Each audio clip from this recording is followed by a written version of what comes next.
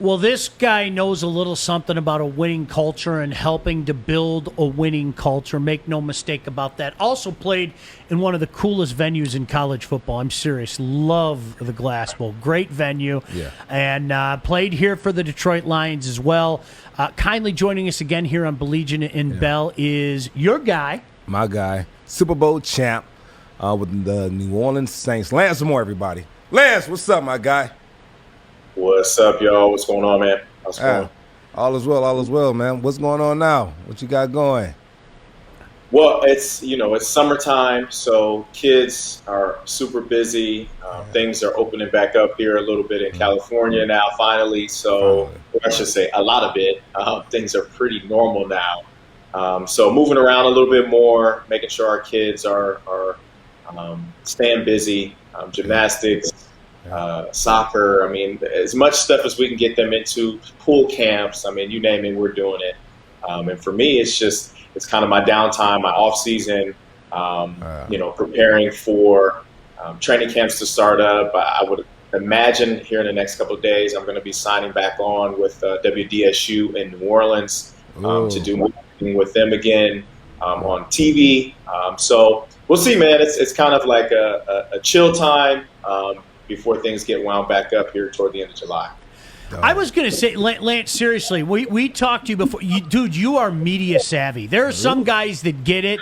There are some guys it's never going to happen. Is this something during the course of your career you thought to yourself, you know what, I'd like to cross over into the dark side and do some media work? When did that all come about for you? Well, I mean, I think that naturally I've been decent in front of a camera, and media people when I was playing kind of always told me, hey man, you can do this, and it was something that was in the back of my mind, but it wasn't necessarily something that I was super passionate about or really was interested in when I was playing. But when I was done playing, it was kind of like, okay, well, what do I do now? And the media thing was kind of a natural progression for me to be able to get on. I worked with Sirius XM NFL Radio. I did spot work with NFL Network and ESPN on TV. And now I've got the NBC job and locally in New Orleans. It's been fun. I'm not sure if this is going to be something that I'm going to keep going and see if I can get a bigger or national scale job with it. But I definitely won't turn it down. I know that I'm more excited about this job than I would be if I was having to coach and be away from my family pretty much all the time. So I guess we'll kind of wait and see. So real quick, are you based in San Diego or are you going back and forth from New Orleans, San Diego? Right. So last year, obviously through COVID, there was no travel associated with any of the media stuff. So I'm sitting in my office now. So I'd be live on TV in New Orleans before and after games from my office. So that'll change a little bit this year. So I'll be in San Diego, but my weekly stuff will happen here. But for the 5 nationally televised games for the Saints, I will be in the city at which the games that they're going to be playing against. So three of the games are in New Orleans. One game is in Seattle, and I think the other primetime game is in Tampa Bay. So for all those games, I'll be on the road. But man, 5 weeks out of now an 18-week season, that's not bad at all. And get to watch some football at the same time as I'm working, so it's pretty cool. Lance Moore kindly joining us here on Baligian and Bell. Lance, you just mentioned it, 18-week season, 17-game schedule. I was one of those guys a couple years ago. I didn't think there was a snowball's chance in Hades we were going to get to that with everything between the PA and the owners and everything. Yeah. Here we are. What are your thoughts as a former player on moving to a 17-game schedule? Well, I think it was a foregone conclusion, right? I mean, money is the motivation in all of this. If you add an extra game, that adds extra money. And the owners kind of are always the ones that hold the cards, right? The PA can try to fight off as much as they want, but if the owners really want to get things done, and specifically for something like this, that adds extra revenue to the bottom line, I mean, it was going to happen no matter what. It's just a matter of what the owners would have had to give up, which I really don't think they gave up anything significant, at least, to be able to get this extra game. It was going to happen no matter what. It's just, for me, it's disappointing when they they talk player safety and all these things, and then they want guys to go hit their heads up against the wall for an extra week. I don't think those two things mesh. Just be honest. Say, hey, we want to add some extra revenue to the bottom line, and I think that would be a little more respectable if they did something like that. But we all know it's about perception, and they don't want the players to be able to have any more similar cases to like the old concussion lawsuit, which I think there will be more, regardless of what the terms of the last settlement was. All they care about is their money, and we know that. So hopefully the players are able to get some extra rest through the season, which I don't know how that's going to happen. Hopefully they're going to add some extra roster spots, which, I mean, you add extra roster spots, that means you've got to pay extra players. So it's going to be interesting. I mean, look, the teams that play in the Super Bowl play 19 or 20 games anyway, right? And then you add on the preseason games, and they're going to say, well, we took a preseason game away, which to me is kind of bogus because starters aren't playing that much in the preseason anyway. And they always say, well, the third preseason game. Like, right. And the third preseason game, you might play a half. Like, that's it. That's it. As I got going in my career, like, I would play maybe a quarter and a half in the third preseason game. So it's like, what are we doing here? Like you're saying you're removing something that guys really aren't heavily involved in anyway.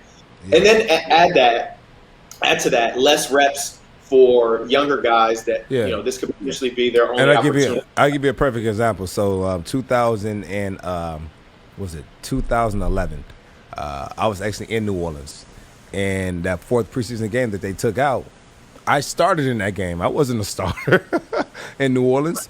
And I started in that game, and I don't think they touched the field. So basically, they're taking things off of the players that are practice squad players' plate and putting it onto the starters' plate. Yeah. So we're paying you, you're going to play. That's what I took. That's what I take from them adding that extra game. Yeah. Yeah. So. Lance Moore kindly joining us here. Hey, Lance, we talked to you a few months back. I'm not sure how much we got into it, but for the benefit of somebody who maybe is just tuning in, what's your background with our new head coach, Dan Campbell? You hear the reports. I'm not in New Orleans, but you hear the reports that he was really highly thought of, and you probably have a perspective both as a player and as a guy who's out of the game. But your thoughts on Dan Campbell, our new head coach here in Detroit? Yeah, I mean, he was actually my teammate in New Orleans. I'm not sure if it was 2008 or maybe even the Super Bowl season he was with us for a little while. But, I mean, Dan is a super hardworking, big-time motivation guy. He's a leader. I mean, that is something that has kind of been his background. Obviously, we know he was the interim head coach with the Miami Dolphins years ago. And then when he came back to New Orleans after a few years, he became the associate head coach. So a guy with leadership skills that has been trusted in multiple places, right? It's not like this Detroit Lions job is the first position that he's had of leadership. So I think, for sure, you're not going to have to worry about a lack of work with this team. I mean, they're not going to lose games because they're not prepared. Now, it's obviously going to be interesting what happens in that division because of all the turnovers, specifically at the quarterback position in Green Bay and Chicago. Obviously, Minnesota. I think Minnesota's going to have a bounce-back year and be a pretty good football team. But then again, I mean, the division is up in the air. So if he can get those guys going, defense needs to play well. Obviously, they got to be able to run the football and protect Jared Goff because he's got talent. I mean, the guy played in the Super Bowl. So it's not like he's some slouch quarterback that can't get the job done. But again, I think Dan Campbell is going to have these guys working. I think it's going to be a different type of work than we saw with the last coach. But I'm excited for this team. I'm excited for Dan to get this opportunity. And even more so than Dan, honestly, is the first time for us all to see Aaron Glenn as a defensive coordinator. I mean, he's a guy that was a teammate of mine in New Orleans as well, and battling against him and sitting in some of his meetings in years past in New Orleans, just watching him communicate with his guys, communicate with the scouts when we would sit in the meetings with them. I think they've got a good group, man. It's going to be really special to see these guys, and hopefully they have a great season and are able to go on a run.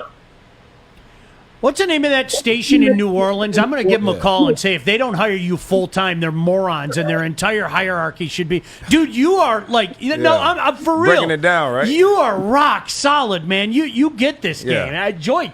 There's your man right there. It's the Toledo inning. That's what it is. The Toledo inning. That's You know what? I thought about doing some like journalism, media stuff in college, and I was like, I don't know. I'd rather focus on football. Right. So Yeah. we'll see, man. I think that this media thing is sometimes about how good you are. A lot of times it's about who you know and how big your name is, right? Exactly. So for me, it's like it's a fun thing to do. It's something that keeps me involved in the game. And like I said, if the potential is there, I'm open to it. But you know, I'm not going to put all of my eggs in this one basket, just waiting for one specific job to come my way. But while WDSU, so it's the NBC affiliate in New Orleans, while they're willing to bring me back, I think I'm going to be willing to do that until I get potentially a real job somewhere, and I won't. It is a real job. It is a real job. It is a real job. It is a real job. It is a real job, but it's not. But you just enjoy doing it. Oh no, I do. I do enjoy. And you know what? Sometimes they allow me to come on and talk basketball too, which is fun because obviously they're in New Orleans. They talk the Pelicans. They know I'm a Lakers guy, but I'm pretty well versed in basketball. I grew up a basketball player. I still play in multiple leagues here, old men's leagues here in San Diego. So it is fun. It is fun to be able to talk about sports and get paid for it. Yeah. How much do you miss the game? I always ask guys this. I ask Joik this all the time. Yeah. I love to talk to guys, whether they play in the NBA, the National Hockey League, the NFL, because the answers vary so much. But for Lance Moore, I think everybody knows your reputation as a player. How much do you miss the game? You know, I miss certain parts of the game. I don't miss practices. I don't miss training camp. Nope. I don't miss meetings. Nope. You know, I don't miss getting hurt. I mean, there's a lot of things I don't miss. I do miss mostly, I would say, just the locker room, being around the guys, the camaraderie. Because you can't recreate those moments.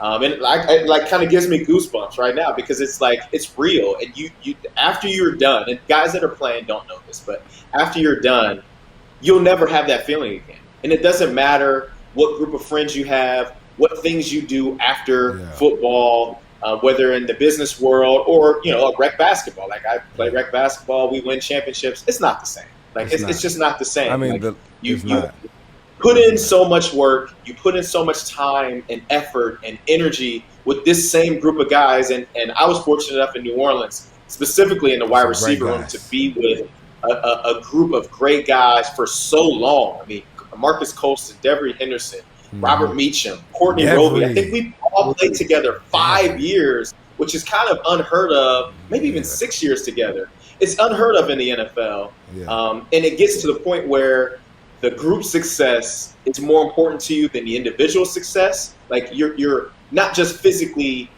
invested, you're emotionally invested, and you really want to see the other guys around you do well. Man, like those are the things that I miss most about football. I miss the travel with the guys. I miss the clowning in the locker room. Just sitting down and breaking bread with the guys. Like you go on a road trip, you go to dinner. I mean, these are the things that I miss. And obviously, I miss scoring touchdowns and the crowd and stuff like that. But a lot of it is really not football oriented. It's just that camaraderie that you have with the guys. I want to tell you the funniest group when I was there, right? Because my time. And this was a group. It was the D-line. The D-line was the funniest group. I was sitting in the locker room just to listen to the conversation. And I would be in my locker dying, just laughing on my back, grabbing my stomach. I mean, from Big Baby Sean Rogers to Cedric Atkins to Junior Gillette to Will Smith. These guys were the funniest guys in the locker room. And how do you guys get any work done in your meeting room? I didn't understand it. But those are the times you miss. Those are the times you miss. Or in Detroit, having a ping pong table out and us, having that time and having those tournaments in there, or hopping on FIFA and having those. Like, these are the things you miss the most. Or having a basketball rim and running up and dunking on your teammates while they don't see it. I mean, it was just a lot. It's these small things. You know what? Look, people don't realize how hard it is to play in the NFL. And I know people always say that and throw that out there, but it's hard, man. Like you see what we do on Sundays, right? And everybody glorifies what we do. Oh, you play football, you make millions of dollars. But it is hard, man. It's hard physically, it's hard mentally, it's hard emotionally. And we know that the only people that can relate to us are the ones that are there with us. Yep. In the locker room. You can tell your wife and your kids and your family how hard it is. And they're like, yeah, we know it's hard. We got your back. We got your back. But they really don't know because they're not in it. So that relationship that you have with the guys in the locker room is one that is just, I feel like it's one of the most important relationships that you can have as a player because they are the ones that know exactly what you're going through. Exactly. Anything else for our guy before we let him go? I know he's got a lot of things going on in life. That's your boy. I want you to get something out there for him. And it's funny because we sitting here, we talk about media, we talk about, I guess, expanding our career in this industry. And it takes me back to where I don't even think we brought this up on the last show when me and you, we both were a part of that sports media broadcast boot camp that the NFL did. Yep. And it was at that point in time, I knew I didn't want to do sports media. I wanted to do broadcasting. I wanted to do broadcasting. And so, but honestly, the last 2 days were actually fun because they had us in the studio and we were on screen. We were talking sports and doing what we love, talking about the sport that we love. But I remember Lance being there, and there was something about Lance that kind of stuck out to me, just his connection with the camera and to make you feel like you're there when he was explaining certain things. So I definitely think it's a spot for you in this realm. And you honestly should be sitting in my seat. You should have my seat. Bro, man, thank you so much for coming back on again. Our door is always open for you. Ever want to come on and just talk sports, talk football, and catch up a little bit. You want to get anything out there as well, Lance, here's your opportunity. If you're involved in anything, you want to give something a pimp, we appreciate your time, my friend. Yeah, no worries, man. Thank you guys for having me. My wife, who's like the hero of the family, is the boss lady that's out working, and I'm home with the kids these days for most of the time. Yeah. But we are going to get our More Family YouTube page up and running here pretty soon. Again, for the third time, we've got a lot of content. It's going to be fun. It's always busy over here with friends and family, so that's what we're working on right now. Obviously, the media stuff is on the horizon. And you all watch out for my guy, Kadarius Toney. I worked him out, or I trained him, I should say, leading up to the draft, because I always train wide receivers right before the draft.